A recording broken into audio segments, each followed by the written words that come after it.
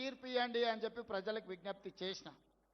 దాని ప్రకారం ఈరోజు 85 నుంచి 90% ఫలితాలు అనుకూలంగా వచ్చినాయి. దీన్ని ఇంకా అభివృద్ధి పదం వైపు నడిపించే బాధ్యత నాకుంది. దీనివల్ల నేను విర్రవీగను. గెలిస్తే ఉప్పొంగడము, ఓడిపోతే కుంగిపోవడం నాకు లేదు. నేను అన్నీ చూసిన.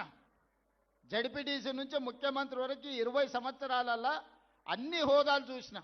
కానీ ఎప్పుడు కూడా ప్రజలకు దూరంగాలే, పేదవాళ్ళకు వ్యతిరేకమైన నిర్ణయాలు తీసుకోలేదు. రాబోయే 20 సంవత్సరాలు కూడా ఈ పేదల కోసమే పనిచేస్తా, ఈ పేదల సంక్షేమం కోసమే పనిచేస్తా. మా లంబాడ సోదరులకు అందులో ప్రత్యేకమైన భాగస్వామ్యం ఉంటుంది.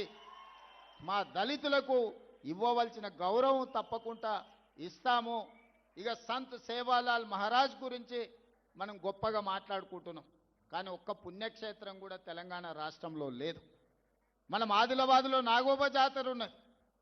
ములుగులో మనకు సమ్మక్క సారలమ్మ ఒక పుణ్యక్షేత్రం ఉన్నది.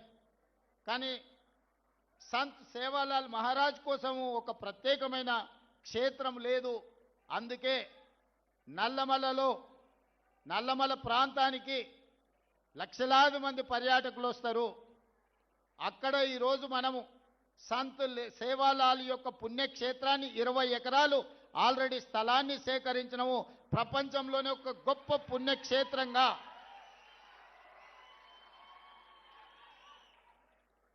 బ్రహ్మాండమైన పుణ్యక్షేత్రంగా వచ్చే సంవత్సరం ఈ తారీఖు నాటికి అక్కడే ప్రారంభించుకుంటాము, అక్కడే కార్యక్రమం చేసుకుంటాం.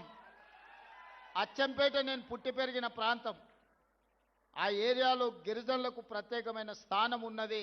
అందుకే సంత్ సేవాలాల్ మహారాజ్ పుణ్యక్షేత్రాన్ని ఈరోజు అచ్చంపేట అడవుల్లో ఈరోజు అక్కడికి వచ్చే మా గిరిజన సోదరులకు ఒక గొప్ప పుణ్యక్షేత్రంగా మార్చి, ఆ పైన శ్రీశైలం మల్లన్న దగ్గరికి పోయినా, నల్లమల ఫారెస్టులో రాజీవ్ గాంధీ టైగర్లను చూడడానికి పోయినా, సంత్ సేవాలాల్ మహారాజును చూడడానికి పోయినా, మీకందరికీ ఒక పుణ్యక్షేత్రంగా గొప్పగా ఉండాలి అని ఈ ప్రభుత్వం 100% 20 ఎకరాలలో అద్భుతమైన పుణ్యక్షేత్రంగా 15 కోట్ల గిరిజనులు ఈ దేశంలో ఉన్నవాళ్ళు కానీ 40-50 దేశాలలో ఉన్నవాళ్ళు వచ్చి సందర్శించుకునే విధంగా పుణ్యక్షేత్రాన్ని డెవలప్ చేసుకుందాం. మా ఆర్ఎండ్బి అధికారులు కూడా ఇక్కడ ఉన్నారు. ఎంబడే వాళ్ళకి ఆదేశాలు ఇస్తా. నేను అక్కడ పోయి ఫీల్డ్ ఇన్స్పెక్షన్ చేసి దానికి సంబంధించిన ఆర్కిటెక్ట్స్ని కల్చర్ దెబ్బతినకుండా గిరిజన సాంప్రదాయాల పట్ల అవగాహన ఉన్నోళ్ళని కూడా ఇందులో పొందుపరచండి. కొన్నిసార్లు మనం ఆర్కిటెక్ట్ని పెడితే వాడికి ఉన్న అవగాహనతో వాడు చేస్తాడు, చివరికి వస్తే గిరిజనుల సాంప్రదాయం దెబ్బతిన్నది, మా సాంప్రదాయం ఈ కళారూపాలలో లేదు అని కొన్నిసార్లు మనకు అపవాదు వచ్చే ప్రమాదం ఉన్నది. అందుకే మీ శాఖలో ఉన్న అధికారులు అందులో బాగా విశ్లేషణ చేయగలిగిన వాళ్ళు గిరిజన సాంప్రదాయాన్ని అక్కడ రిఫ్లెక్ట్ చేసే విధంగా ఆ ప్రణాళికలు సిద్ధం చేయండి.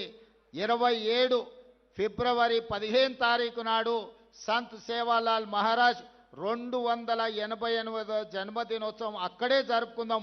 లక్షలాది మంది గిరిజనులను ఆ రోజు అక్కడికి పిలుద్దాం. దానికి సంపూర్ణంగా నేను సహకారం అందిస్తా. దేశంలో ఎక్కడి నుంచైనా గిరిజన సోదరులు సేవాలాల్ మహారాజును దర్శించుకోవాలంటే మా అచ్చంపేటకు రావాల్సిందే.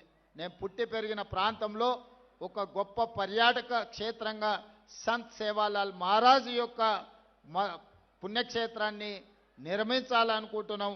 వేదిక మీద ఉన్న ప్రజాప్రతినిధులే కాదు, ఇక్కడ ఉన్న అధికారులకు కూడా నా విజ్ఞప్తి, మీరు దాన్ని ఒక జాగ్రత్తగా భక్తి శ్రద్ధలతోనే అది నిర్మించుకునే విధంగా పని చేయాల్సిందిగా వచ్చే సంవత్సరం అక్కడనే ఉత్సవాలను జరుపుకుందామని మీకు అందరికీ తెలియజేస్తూ ఇంత అద్భుతమైన కార్యక్రమాన్ని ఏర్పాటు చేసి ఇక్కడికి విచ్చేసిన సోదరులందరికీ మనస్ఫూర్తిగా ధన్యవాదాలు, కృతజ్ఞతలు తెలియజేస్తూ మీ దగ్గర సెలవు తీసుకుంటున్నాం. జై సేవాలాల్. కొంచెం గట్టిగా జై సేవాలాల్. ధన్యవాదాలు మిత్రులారా. గౌరవ మంత్రివర్యులు ఆనరబుల్ సీఎం గారికి ఇప్పుడు సంప్రదాయబద్ధంగా ఆత్మీయంగా కానుకన్నందు చేస్తారు.